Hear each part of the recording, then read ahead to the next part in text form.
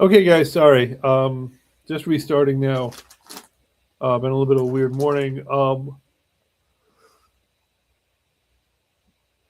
God, sorry. Okay, so first thing is we need you guys to focus on deals. I have a 7-day and a 45-day quick start plan. Use it or don't, whatever, to get you guys going on deals. We have all the data in the world to get you guys going on deals. We have we talked about on yesterday's call the different types of data. What I wanted to cover on today's very brief call, I want to keep it short, is if anybody comes on and has questions, great, no problem. But right now, we'll keep it short. Um, is um, deals that don't necessarily sound like they're going to work. Um, and specifically, rent owns. They work all the time. Don't get me wrong. But we got a call from a rent to own tenant.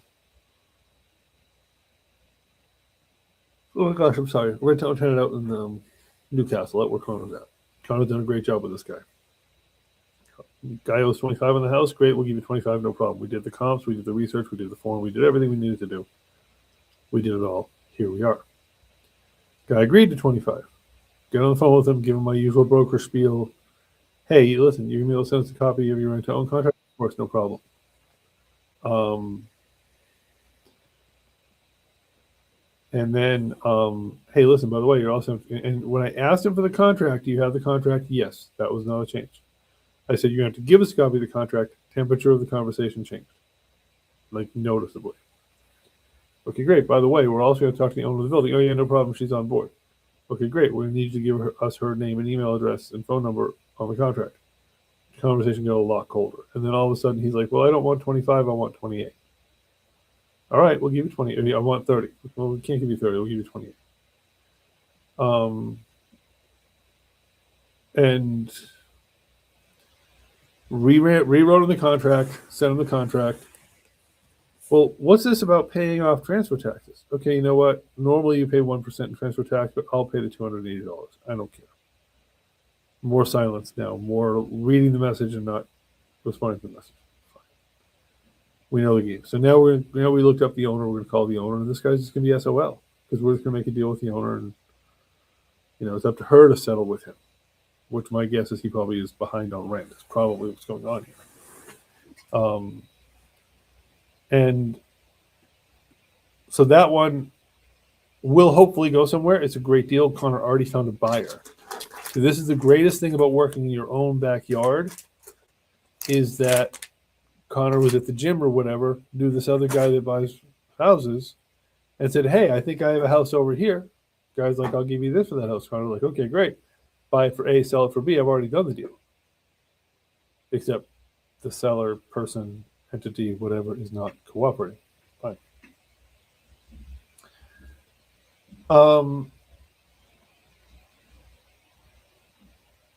So the ways that you guys can make money, I'm just sort of covering this in general. We covered this yesterday. DSCR and hard money, DSCR and fix and flip lending and zero interest lines of credit. Those are easy. You spend 20 minutes with a guy, you answer some questions, you fill out a form, eventually 0.5% lands in your bank account if the deal closes. You're done. It's fast, it's easy, it's over. You can become more involved if you want, whatever. You're calling on different operations. Now, I'm going to show you guys right now, the main thing I wanted to show you was, and I'm just opening up a screen here. I'm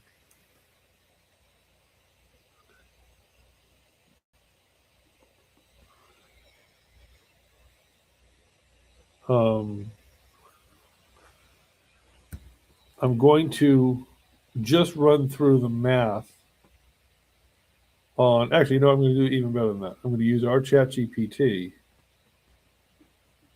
our complete H4H chat GPT, and I'm going to explain to it, and I'm going to pull this up on our screen. I want you to see how this chat GPT works. Hey, Will, buddy, we're going to actually run through a property that I talked about on yesterday's call. Do you have any questions before I jump in? I'm just seeing what we're going over so far. Okay, so really all I've done today, because I got a very late start, is I just talked about a rent to own deal that came in, and the rent to owns are doable. So rent to owns, by that I mean I'm talking to the tenant owner, the tenant buyer, who has a contract somewhat similar to a wholesale contract, meaning they have equitable interest. They have a contract that says, I'm living here, I'm renting this, I'm paying this, and when I've completed ABC, whether it's how much I pay or whatever, they will transfer the deed to me, basically. And this guy called us, one bedroom, yada yada. Connor and I ran the numbers. We did the form. We did all the comps. Okay, great. We know it's going to sell between 75 and 125 when it's done. 25,000 in work. The place is tiny, so 75 becomes 50. 50 becomes 25 when we take the 25 and work out. The most somebody can be paid is most he can be paid is 25,000. He wanted 28, so okay, so we flexed a little bit. When we jump on the phone with him to discuss, I always do that three-way conversation thing where I take him through. I'm a broker, da da da. Okay, sir. So do you have your rent-to-own contract? Yes, I do. Okay, great. I'm going to just send me pictures of that. So 3 days ago, we haven't got any pictures. I send him the contract for the 25. He goes, later in the conversation. By the way, we're also going to need to put on the contract the name and phone number of the owner. Temperature of the conversation very much changed. He said, yeah, I guess. And it got very chill after that. Not a good chill. But I need that because he can't sign the deed. He can't sign the transfer of the property. Also, for all I know, he's planning on putting 25,000 in his pocket, which will never practically happen. And just skip out and then leave us fighting the owner. Or we say, well, we just paid for this. And she said, well, I own this and whatever. So Connor, guys like leaving Connor on red, reading it, not responding, and I call him for whatever reason. He calls Connor back after I call him, and he doesn't want 25. He wants 30, so we give him 28. Fine. Send out that contract. Then he's got another very minor question about 1% transfer tax. And for those of you who aren't that fast with math, 1% on 25,000 or 28,000 is 280. 28,000, take away 0 for 10%. 2,800, take away 0, 280. I told the guy, I don't give you a crap about 280. Fine. And still more silence. So all that is to say is rent-to-owns you're dealing with the rent-to-own tenant at that point, which is not wrong. Nothing wrong with it. But they have to be willing to cooperate. They have to not be playing games, and then their owner has to agree. So in this case, we sent the contract to him. We've texted him, and we said, and we're moving on, and we're contacting the owner. We're not even telling him we're contacting the owner. We're calling the owner. Because Connor's working in his own backyard, which is a great plan for all you guys. He ran into a guy at the gym who might actually be the buyer on this house. If we could ever get it under contract, he could be the buyer.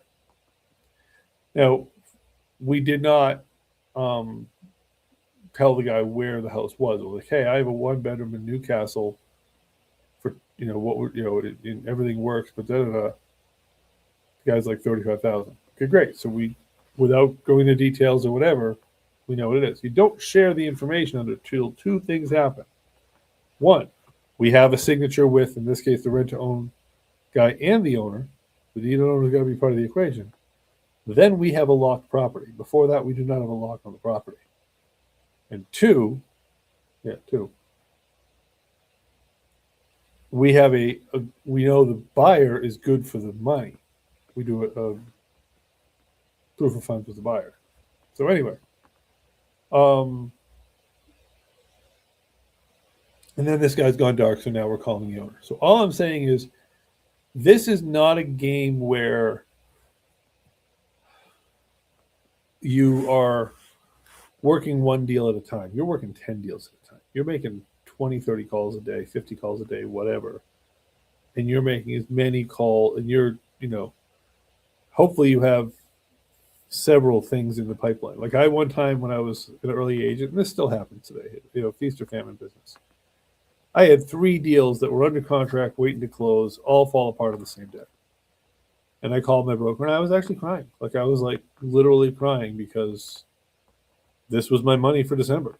Basically that was it. And he's like, Steve, you're not upset because 3 deals? I said, yes, I am. He's like, no, you're upset because you only had 3 deals and 3 deals collapsed. You're not upset because 3 deals collapsed.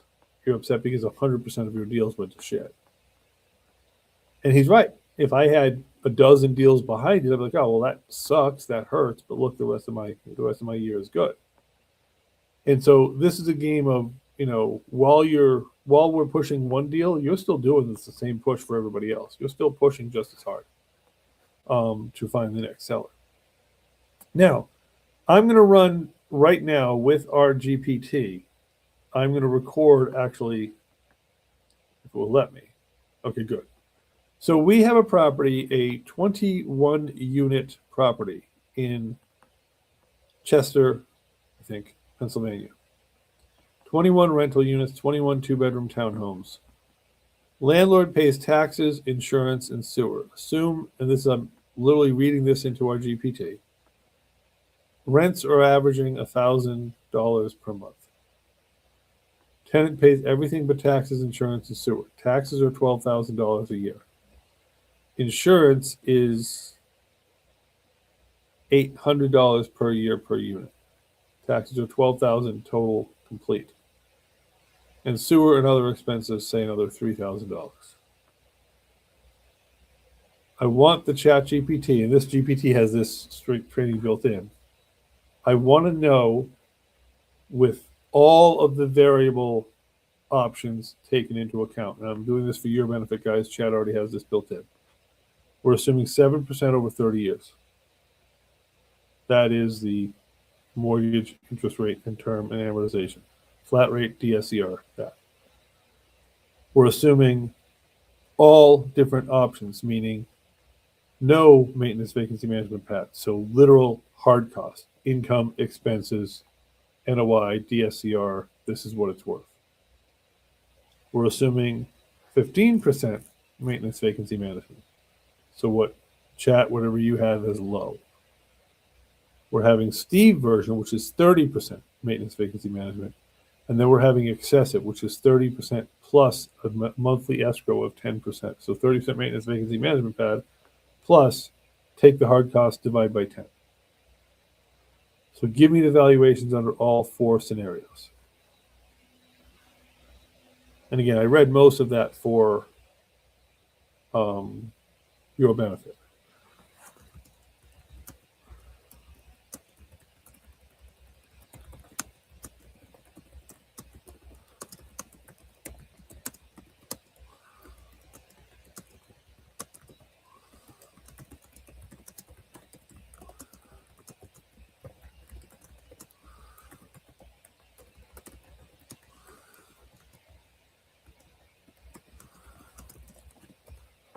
All right. So the last thing I said in there, by the way, guys, was of the four scenarios, the 0 and 15%, it's running DSCR at 1.25 for only the debt, only the bank portion. So your down payment is basically in there for good. So if you had to put in $400,000 in down payment, you're not getting paid on it. You're not making money on it. For my two versions, I get paid on the down payment. I get that it actually becomes part of the debt assumption.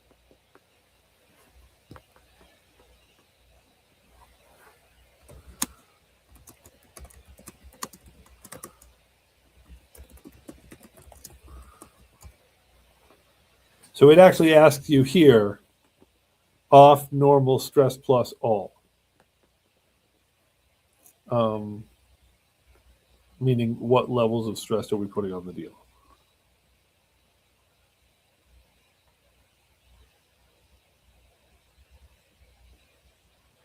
So it's saying that property is worth $2.1 million to someone that doesn't count maintenance vacancy management. The maximum that property can be worth if on an operational basis you don't spend for a manager, maintaining, or vacancy. However, if you look at that and you say, okay, and this is the important part right here. In that case, this is your profit, and it's not technically a profit. But 1.25 means whatever your debt service is, you need whatever your NOI, your monthly income, net operating income, Divide that by 1.25. So 20% of that number is basically your profit. So NOI here is 220. 176 goes to the bank. So just shy of $50,000 a year is your profit. So that's what debt service coverage ratio does. Debt service coverage ratio says that if your net operating income is 1,200, your mortgage can be no more than 1,000, 1,250, 1,000. Fine. So the most this building is built, if you just give everything to black and there's no maintenance, there's no management, which you're an idiot if you do it, is 2.9 million. Now, if I go light on that, somebody will see that building's worth 2.4. By the way, they bought this building for a 1.2. This guy's totally in the black on this building. Now, this says 15% of gross income is set aside for maintenance, vacancy management. Extremely thin, because your manager is going to charge you 7% anyway, and then your coverage for vacancy and for maintenance is only 7%. So 15,000 a year on 21 units, you can spend less than 1,000 a year on maintaining them. That's unlikely per unit. But in that case, 2.4. These are the numbers we might find a buyer to buy the property from us for. Now you'll see once I put in my two requirements for me, it drops it literally $1 million. Because I'm taking out a lot more maintenance, vacancy management.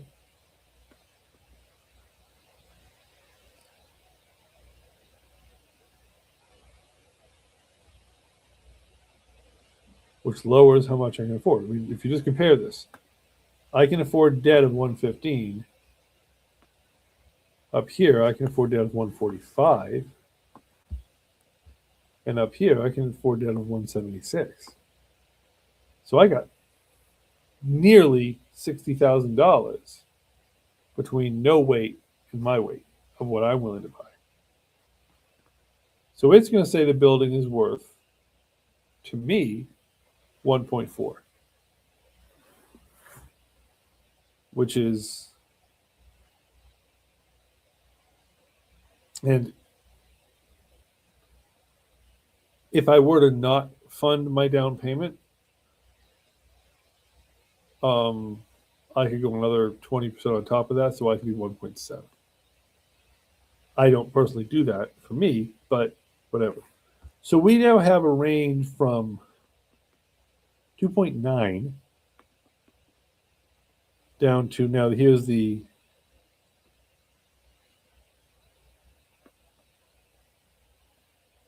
and this is the pain point one. This is where I want to buy the property. So what I've done here is I've said, okay, everything we did up here, 30% maintenance, 100% of capital stack. So my down payment is paid back as if it were borrowed from the bank. In these versions, my down payment's dead. I put in $400,000 in down payment, and that $400,000 just sits there. It looks like equity, but it's not, because I put 400 grand in to get it. In this scenario, scenario 3, every dollar that's in the building is part of the stack.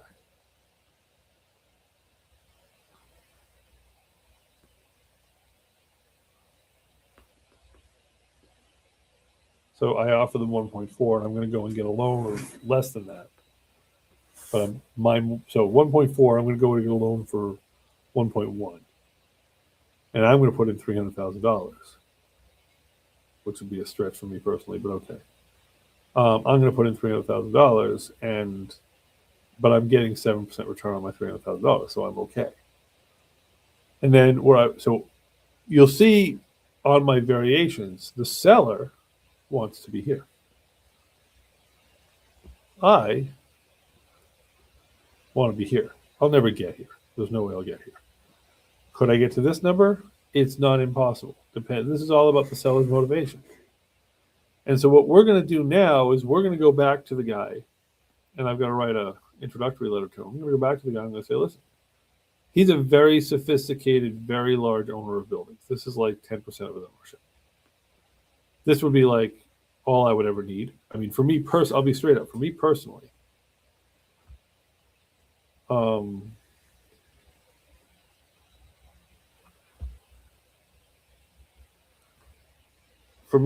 this $30,000 a year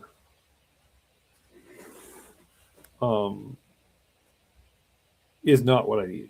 Okay, but here's the thing. Okay, so when I'm looking at, so for me personally, this would be a huge ownership. Okay, this would like literally triple what I own right now. Whereas for him, it's 10% of his ownership. So we're not swimming in the same pool, and he's only 15 years older than me. It's not whatever. But he's also motivated to sell it. He's not motivated to give it away, but he's motivated to get creative. His kids don't want it. He's at that age. He's at that money level. But he's also not an idiot. He knows where someone should be offering for his property, where things are probably sold for in the past. And I'm going to come and play this game. Or this game.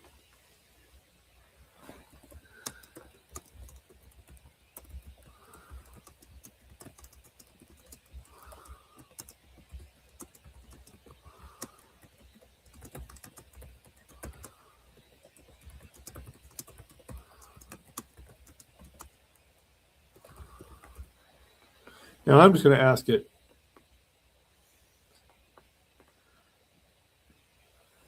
that. So scenario 3, and just so everyone understands what I'm doing here. In scenario 3, I'm doing 30% maintenance vacancy management, but the 1.25 debt service coverage ratio has to be the whole deal. So for me, 1.4 is what I want to buy the building. Now, if I want to be a little aggressive,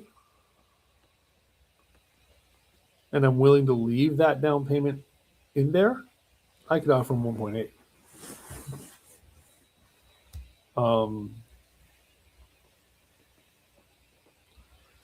And this version 4, it's my 30%, all the hard costs taken out, and then I take another 10% of hard costs out each month.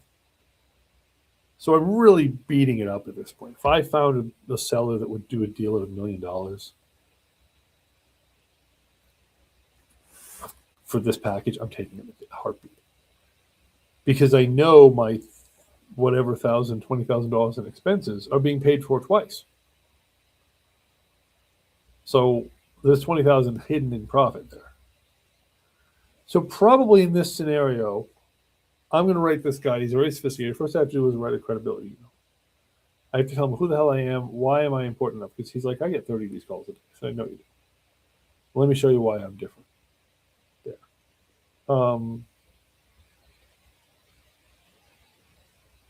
So I first have to write that email.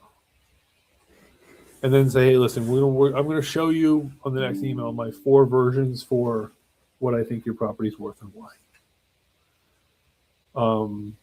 And these are not, and I told him up front, I said, these are not necessarily offers. But these are the 4 ways I analyze, and actually now 6 ways I analyze property. So now I'm using the ChatGPT and I'm saying, please write an intro letter to the seller introducing me as Steve Franco, accredited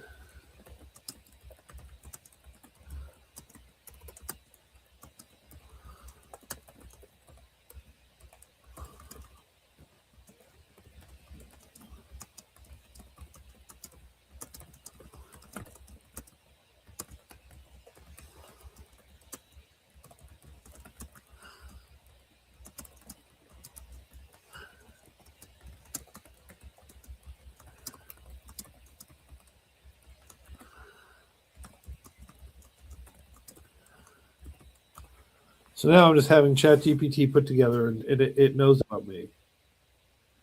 Having ChatGPT put together a letter to the guy that says, "Hey, this is who we are, basically. Tell us about what it is." So now we're going to email this down. I'm going to edit this and email this down to him. And really, what I'm going after saying is, I'm going after saying that so looking at these numbers, and by the way, I'm going from ChatGPT to Offer. You guys are not. Well, you're going to run this back through us, and I'm going to do the long form on this. But you guys are running this back through us. So all I'm doing here is I promise him I'm going to get him a letter today. And my offer is probably going to be 1.4. Okay, so I'm going to say to him, listen, if I'm personally buying your property, 1.4 is where I got to be, and here's why. Because for me to run something from a distance, yada, yada, yada, I got to have this set up. The 1.4 is an interesting number because it came up in version 3, and it came up in the revised version 4, where I'm taking out the extra hard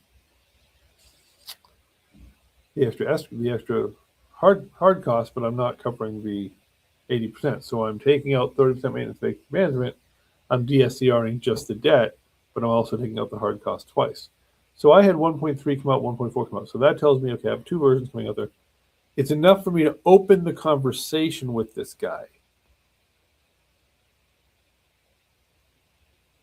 Now, Chat does a horrible job writing these letters, so I'll use more things.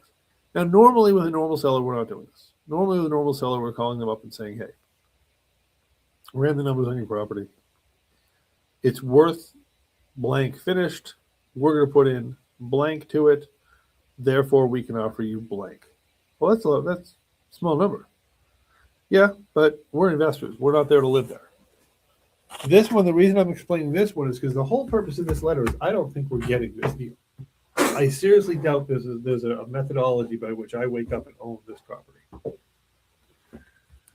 But I want to own that relationship. I want to be someone he trusts. I want to be someone he will send his other properties to. I want Mayor and I to be somebody that he can feel comfortable with. And when he gets ready, we are brokers, we are this, we are that. Well, so this letter is less about an offer and more about relationship. However, we're showing him how we ran the numbers. Hey, listen, based on what you gave us, this is what we pulled. This is where we are. Because the relationship is what matters. And that's the biggest thing. Your job is building a relationship. Nair has done a great job with this guy building the relationship. And I don't want to break that. All right, that's about all I wanted to cover today. I just wanted to show you how we use the ChatGPT to develop deal information. Now, ChatGPT can also take files. You have spreadsheets, you have batch leads data, you have comparables, you have whatever, pump it in there. You can also tell the system to go on public data as well. So the point is, whatever you have, plug in there. It already has the prompts built in. You don't have to really engineer the prompts too much. And then you simply stick that. Now, what you do with this information once it's done, it's just as important as everything else, is you're copying, you're pasting it into a Google Doc,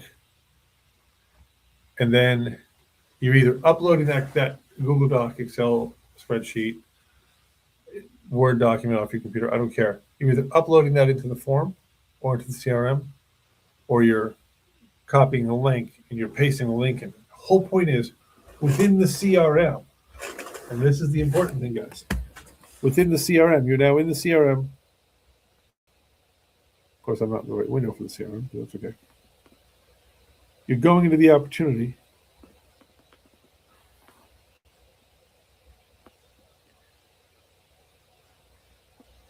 And you're including it. You're either uploading the document or you're pasting it in or whatever. So the point is, everything you learn goes into the CRM. Everything you create goes into the CRM. You're then going to create a note over here, or an activity point, either one, but I like notes. Add note. Went to Chat GPT, created and uploaded results. There, here it is. And yes, this feels like it's redundant because it is. Okay. But now I can click that, open that link, and all of a sudden I'm back to the ChatGPT result. If when you do batch leads, you add a note. Batch leads said, great.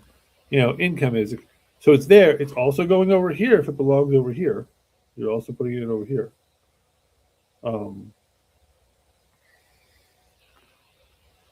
So you're putting it a lot of different places. And also, by the way, just for now, you're taking all this information, you're also emailing to me and Ryan.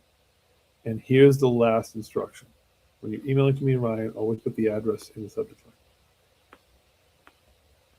So we search the address and bing, the whole thread is there. All right, guys. Will, any questions? Anything else? No, that's it. All right. So let's get together later today and get you and just let's reconnect either later today or first thing tomorrow. Kind of help you get focused on the new data. I have a call with. I'll be uploading new data to the system probably tonight, and I'll put it right in the batch lead so you can dial from it like a list. All right. Okay. All right. Thanks, guys. Yeah. Thanks. Bye-bye.